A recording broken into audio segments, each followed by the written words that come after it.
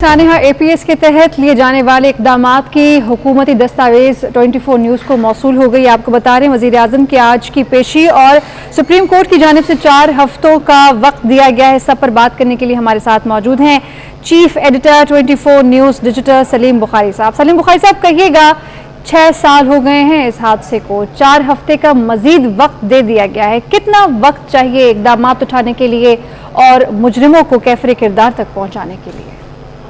देखिए, इसमें supreme court में 2, 3, 4 ऐसी चीजें आज सामने आई हैं जिसके ऊपर हुकूमत जो है उसको यकीनी तौर पर कुछ ना कुछ जो है वो करना पड़ेगा। पहली बात तो यह है कि एक कमीशन बना था इसके ऊपर जिसकी रिकमेंडेशन थी कि कौन कौन जिम्मेदार था। सुप्रीम कोर्ट ये नहीं पूछ रही है कि आप कोई जिम्मेदारी फिक्स करें, सुप्रीम कोर्ट ये पूछ रही है कि आपने उस कमीशन की रिपोर्ट पर एक्शन क्या लिया है। पहली बात तो ये है। दूसरी एक और अहम बात जो आज हुई है वो ये है कि सुप्रीम कोर्ट ने तज़किरा किया है टीएलपी के साथ होने वाले मुआहदे का। उसके बारे में काजी अमीन साहब की जो 2 ऑब्जर्वेशंस हैं कि एक तो ये बताइए कि क्या आपने टेररिस्ट को मुज़ाकरात की टेबल पर बिठा दिया है, और दूसरी ऑब्जर्वेशन ये थी कि क्या आप इनके साथ मिलके डॉक्यूमेंट ऑफ सरेंडर साइन करने जा रहे हैं।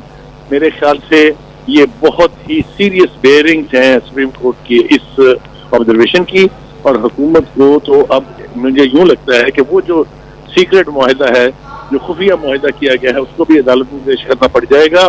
और दूसरी तरफ 2 एस्पेक्ट है इसके। एक तो वो सिविलियन हुकूमत जिम्मेदार है इस एपीसी के सामने की, जो कि केपीके में थी और वो पीटीआई की हुकूमत थी, और दूसरा जो हमारी सिक्योरिटी एजेंसीज हैं उनके ऊपर भी सीरियस एक्सपर्शंस हैं उसके अंदर, उस रिपोर्ट कमीशन की रिपोर्ट के अंदर।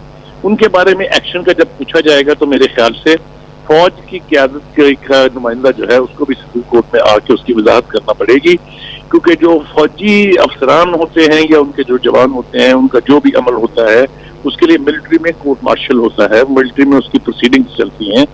तो ये काफी कॉम्प्लेक्स सूरत हाल है। मैं समझता हूँ कि हुकूमत के लिए अगले दिन काफी कठिन होने जा रहे हैं, क्योंकि जब 1 महीने के बाद यानी 4 हफ्ते के बाद वो वापस आएंगे तो प्राइम मिनिस्टर साहब को बहुत ज्यादा सीरियस सवालात का सामना करना पड़ेगा। ठीक है, बहुत शुक्रिया सलीम बुखारी साहब आपके वक्त का।